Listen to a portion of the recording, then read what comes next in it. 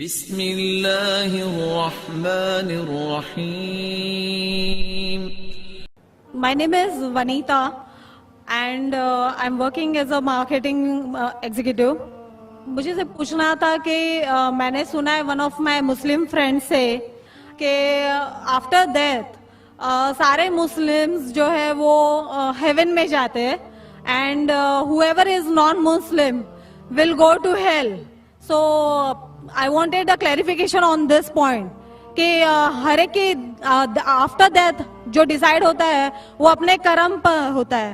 تو مجھے اس بات کے اوپر کلیریفیکیشن چاہیے تھے کہ why all Muslim will go to heaven and non Muslim will go to hell. If at all we do good deeds, like if non-Muslim also does good deeds, why they will go to hell? بہن نے اچھا سوال پوچھا ہے کہ ان کی ایک سہیلی نے کہا کہ مسلمان آخرت میں جنت میں جائیں گے، غیر مسلم دوزخ میں جائیں گے.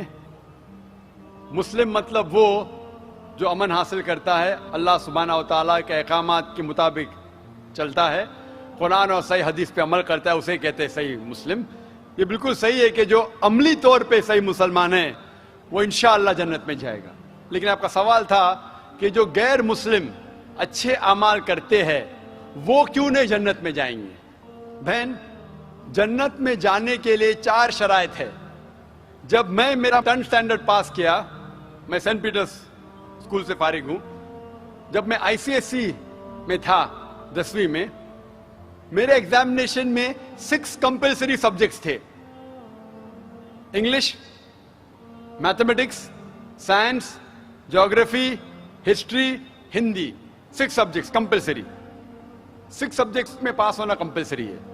اسی طریقے سے انسان کو جنت میں جانے کے لیے 4 شرائط ہے. یہ لکھا ہے سورہ العصر میں، سورہ نمبر 103 آیت نمبر 1 2 3، جس میں اللہ تعالیٰ فرماتے والعصر ان الانسان لفی خسر الا الذین آمنوا وعملوا الصالحات وتواصوا بالحق وتواصوا بالصبر. اللہ سبحانہ و تعالیٰ قسم کھا رہے ہے وقت کی، عصر کی، بے شک انسان خسارے میں ہے. صرف وہ لوگ جو 4 چیز میں سفلتا پاتے ہیں وہ لوگ خسارے میں نہیں ہیں. اور یہ 4 چیزیں ایمان، عمل صالحات، وتواصوا بالحق، وتواصوا بالصبر.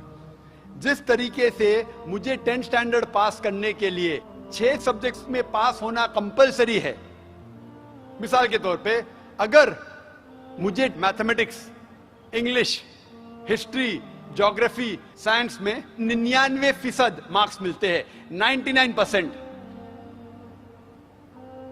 اور ہندی میں صرف مجھے 10% ملتے ہیں، اینڈ پاسنگ مارکس از 40%. پاس ہونے کے لیے 40 مارکس کی ضرورت ہے. اگر ایک سبجیکٹ میں، ہندی میں مجھے 10% مارکس ملتے ہیں اور باقی 5 سبجیکٹ میں 99% مارکس ملتے ہیں، کیا میں 10th اسٹینڈرڈ پاس کروں گا کہ نہیں؟ بہن، میں آپ سے پوچھنا چاہتا ہوں، کیا میں 10th اسٹینڈرڈ میں سفلتا پاؤں گا کہ نہیں؟ ایک سبجیکٹ میں 10%، باقی 5 سبجیکٹس میں 99%، کیا میں 10th اسٹینڈرڈ پاس کروں گا کہ نہیں؟ نہیں. کیوں؟ کیونکہ مجھے ہندی میں 10% مارکس ملے، بھلے 99 ملے باقی 5 سبجیکٹ میں، ہندی میں 10 فیل. اسی طریقے سے جنت میں جانے کے لیے سورہ العصر کے حساب سے 4 چیزیں ضروری ہے: ایمان، عمل صالحات، نیک اعمال جو آپ کہہ رہے، وتواصوا بالحق، لوگوں کو حق کی طرف بلانا، وتواصوا بالصبر، لوگوں کو صبر کی طرف بلانا. 4 چیزیں ضروری ہے. ایک بھی چیز اگر ان 4 میں سے مسنگ ہے، موجود نہیں ہے، اگر آپ ایک بھی چیز میں فیل ہوتے ہیں تو آپ جنت میں نہیں جا سکتے. اگر آپ کہتے کہ آپ اچھے انسان ہیں، اعمال میں آپ بہت اچھے اعمال کرتے ہیں، مان لو آپ کو 99 مارکس ملے اعمال میں، 99، لیکن ایمان میں تو آپ فیل ہے. آپ یہ نہیں مانتے کہ اللہ ایک اور محمد صلی اللہ علیہ وسلم آخری پیغمبر ہے جو ساری مذہبی کتاب میں لکھا ہے، تو آپ ایمان میں فیل ہے. آپ کتنے بھی نیک کام کرو، 99% ملے، 100% ملے، باقی 3 حصے میں ایمان میں لیکن فیل ہوئے تو آپ جنت میں نہیں جائیں گے. اسی طریقے سے اگر کوئی انسان نام کا مسلمان ہے، اچھے اعمال نہیں کرتا ہے، نیک اعمال نہیں کرتا ہے، وتواصوا بالحق، دعوت نہیں دیتا ہے لوگ کو، حق کے راہ پہ نہیں بلاتا ہے یا لوگ کو صبر کی طرف نہیں بلاتا ہے, صرف نام کا مسلمان ہے, محمد, سلطان, ذاکر, عبداللہ, تو وہ جنت میں نہیں جائے گا. اسے جنت میں جانے کے لیے ایمان, عمل صالحات, وتواصوا بالحق وتواصوا بالصبر, چاروں چیز کی ضرورت ہے. اسی لیے آپ اعمال کتنے بھی اچھے ہیں, اگر ایمان نہیں ہے کہ اللہ ایک ہے اور اللہ کے علاوہ کسی کی عبادت نہیں کرنا چاہیے, اور ایمان نہیں ہے کہ محمد صلی اللہ علیہ وسلم آخری پیغمبر ہے, تو آپ جنت میں کبھی بھی نہیں جائیں گے. بہن, کیا آپ میرے جواب سے سہمت ہے؟ Yes. Thank you for clarifying the point. You're most welcome. جی بھائی, مائک نمبر 1 سے اگر کوئی سوال ہو تو کریں. نمستے, میرا نام رمیش بھنڈارے ہے اور میں پروفیشن سے ٹیچر ہوں. تو میں نے سنا ہے کہ محمد پیغمبر جی نے چاند کی طرف انگلی دکھا کر چاند کے 2 ٹکڑے کیے ہیں, لیکن ابھی فی الحال انسان چاند پہ جا کر آ چکا ہے. تو یہ سائنٹیفکلی پروو ہو چکا ہے, یہ جاننا چاہتا ہوں میں. بھائی صاحب نے مجھے نمستے کہا. قرآن کی آیت ہے سورہ نساء سورہ نمبر 4 آیت نمبر 86 میں, کوئی بھی آپ کو اگر وش کرتا ہے تو اس کو اور بہترین طریقے سے وش کرو, یا کم از کم اتنا. آپ نے کہا نمستے, میں آپ کو پھر سے نمستے نہیں کہہ سکتا ہوں. کیوں؟ نمستے کے معنی ہے کہ میں آپ کے آگے جھک رہا ہوں. ادم نممے مطلب آپ کے آگے جھک رہا ہوں. جھکنا صرف ہے ایشور کے سامنے. تو میں کہوں گا میرے آگے جھکنا حرام ہے, اس لیے میں کہوں گا السلام علیکم, آپ پہ سلامتی ہو. یہ سب سے بہترین طریقہ ہے.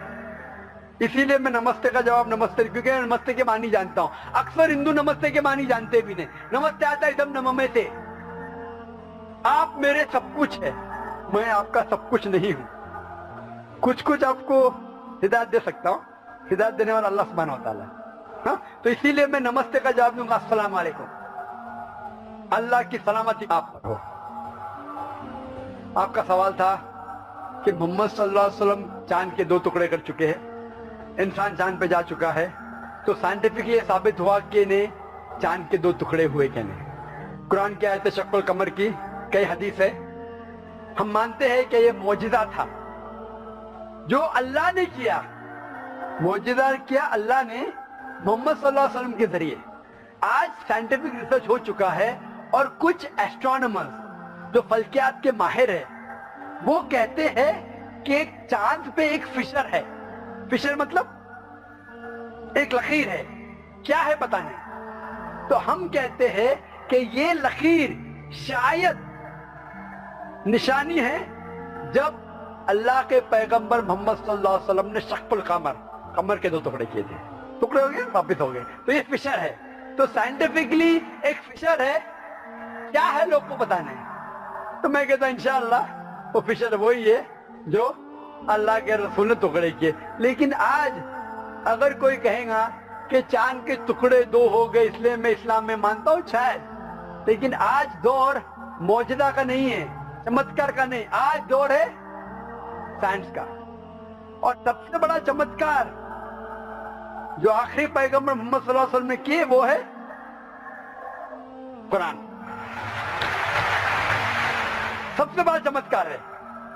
تو میں تقریر دی تھی سب سے پہلے بار پونا میں, اسمبلی ہال میں, قرآن اور جدید سائنس. اس کے ذریعے پتا چلتا ہے کہ قرآن ہم ثابت کر سکتے, اللہ کی کتاب تب بھی ثابت کر سکتے تھے, آج بھی اور تا قیامت تک. تو یہ مین چمتکار ہے. کوئی بھی انسان پڑھے گا, اگر آپ کو ادبی نے ترجمہ پڑھی ہے اور اگر صحیح نیت سے پڑھیں گے, آپ کو اللہ تعالیٰ ہدایت ضرور دے گا. ہدایت مطلب صحیح راستہ دکھانا. تو صحیح راستہ جو ہے وہ آخری کلام خدا کا, وہ قرآن شریف. hope that answers the question.